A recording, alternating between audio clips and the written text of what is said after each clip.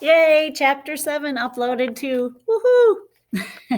Now we're on chapter 8. It's called torpedoes. Torpedoes are missiles that can be um, sent from a boat or a submarine, and then when they hit their target, they explode. So they're like bombs from boats. 1,100 human POWs and one dog were forced into the dark, airless cargo holds of the Van Warwick, the Dutch steamship, which wasn't big enough for even half that many men, had been taken by the Japanese at the beginning of the war. It was barely seaworthy. That means it wasn't a very safe boat. And there were no Red Cross painted on its side to indicate that it carried prisoners. It was June 25th, 1944. I had been a POW, prisoner of war, for just over 2 years. Frank fought his way to a corner in the back of the hold and let me out of the sack. We found a platform near a porthole, and a porthole is like a little window in a boat. It let in a tiny wisp of fresh air, and we slept as the ship made its way through the dark waters.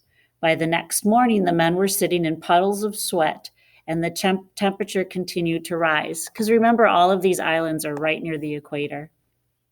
It was just after midday when the torpedoes hit. First one explosion and then another. Smoke and steam filled the cargo hold. Salt water poured through the ship's hull. Frank was frozen. I nudged his leg. We have to do something. My friend eyed the men scrambling for the ladder that would take them out of the hold. So they're down below and they're going to try to get up to the top of the boat. Then he turned to the porthole and wrenched it open. Out you go, old girl, he yelled. I looked out and then looked back at him. Frank wouldn't be able to fit through that hole. Are you sure? I wanted to ask him. You'll be alone. Frank nodded at me, and I did what he asked. I pulled myself halfway through the porthole. Frank gave me a push, and the rest of me followed. I dropped 15 feet to the water below, because remember, now their boat's been hit by a torpedo, so it's going to sink. The sea was filled with wreckage from our ship and others. POWs who tried to climb on lifeboats were kicked away with boots or rifle butts, so the Japanese sailors are not letting them onto the lifeboats. Only the Japanese were allowed on board. Everyone else had to wait. I swam from man to man looking for Frank. Some of them needed help finding a piece of wreckage to help them stay afloat. So I let them hold on to me until we found something. When the rescue vessels finally arrived about 3 hours later, men tried to pull me aboard. I swam away every time. I have to find Frank, I thought. I won't stop until I do. Finally, there were no more men left in the water, and I let the boat rescue me. There was still no sign of Frank. I slumped in the bottom of the boat, covered in oil and muck, sadder and more frightened than I had ever been. When we reached port, I jumped off the boat and into a crowd of prisoners. My old friend Les Serly was there, but still no Frank. Serly had just lifted me up to put me onto the truck that would take us to our next POW camp when we heard Nishi's angry voice. Halt! He yelled. Every inch of the Japanese captain's body shook with rage. I think he's been seen. He screamed an order, and 2 guards grabbed me from Serly and dropped me at Nishi's feet. The captain stood above me, screaming. As soon as he finished, I was sure the soldiers would lift their rifles and fire. Then we heard another voice. Nishi! It was Colonel Bono. Now remember, Colonel Bono said it was okay for the dog to be there. I don't like you, I thought, but at least you're better than the other one. I didn't understand all the words flying back and forth, but it was clear that Bono was angry and Nishi was in big trouble. Sarah Lee scooped me up and put me back in the truck. We could still hear Bono yelling at Nishi as the truck drove away. The colonel had saved me once again. It was hard to feel happy with Frank still missing. Where is my best friend, I wondered. Did he survive, or is he lost to the sea forever? Sarah Lee tried to get me to go with him into his hut when we reached River Valley Road Prison in Singapore. But I couldn't. I had to do everything I could to find Frank. I went into every building and visited every corner of that camp looking for him. He wasn't there. He wasn't anywhere. but there were still men arriving, so I just settled inside the front gate and waited and waited and waited some more. 2 days later, I was about to give up hope when I saw him practically fall out of a truck and limp through the captain's front gates, or the camp's front gates. Frank! I was so happy to see him, I knocked him right off his feet. We rolled around on the ground saying hello. My best friend and I were together again. Having Frank back made me feel much better, but our dreams of a better life in Singapore were quickly dashed. There was no mail, no Red Cross packages, and even less food than in Glogoer. Men ate leaves and tree bark, and I caught as many rats as I could. It was never enough. One bright spot was the occasional piece of war news, or V for victory sign, passed along to us by a sympathetic Chinese local. The war wasn't going as well for the Japanese as our guards claimed. The men only had to hang on, they told each other, so it looks like Japan isn't doing as well in the war now. The Yanks have the enemy on the run, they whispered. The Allies will be here soon. So I just want to show you the Allies.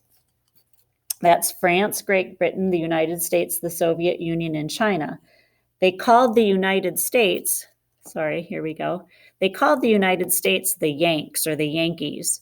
And so it sounds like the United States, now that they're in the war, because remember that whole Pearl Harbor thing happened, and so the United States entered the war against Japan. It sounds like the Yanks are helping to defeat the Japanese. Rumors began to spread of a return trip to Sumatra, this one on a mission to work on a fruit plantation harvesting crops. There would be a test, the Japanese told the men, and only the fittest prisoners would go, so the ones who weren't real sick. Every man wanted to pass that test. Harvesting crops meant food to eat. Nearly everyone did pass, no matter how weak with malaria. Now, I don't know what this is, beriberi, a disease caused by lack of vitamins or starvation. Oh. Only those who couldn't stand up were left behind in Singapore. The fact that the test wasn't much of a test at all should have been our first clue that the rumors weren't true. Oh, so it's not a fruit plantation, it sounds like. This time around, the guards weren't interested in me since no one said I couldn't go. I marched beside Frank on our trip through the city to the harbor. That should have been our second clue. So they're letting the dog go, which, they're not fighting that. So it sounds like something bad's going to happen. Well, maybe something good. I don't know. If we had known what we were in for, we might have hoped for another torpedo. Ugh. We were brought ashore at Sumatra in late July and began a forced march through the jungle. We crossed rickety bridges over rushing rivers, and once Frank had to carry me through waist-high mud. So they're walking through mud that's up to their waists. The jungle cut off all sunlight, and we weren't given anything to eat or drink. The men shuffled along, and eventually, after 7 difficult miles, we saw campfires up ahead. They didn't shed enough light for us to really see what our new home was like. It wasn't until the next morning that we learned the truth. By now, the men knew there would be no crops to harvest, so they weren't going to get to eat. But they didn't know why they were really there. You will have the honor of building a railway line for the Emperor of Japan. Building a railway is very difficult work, and remember, these guys are hungry and weak, a Japanese lieutenant told us.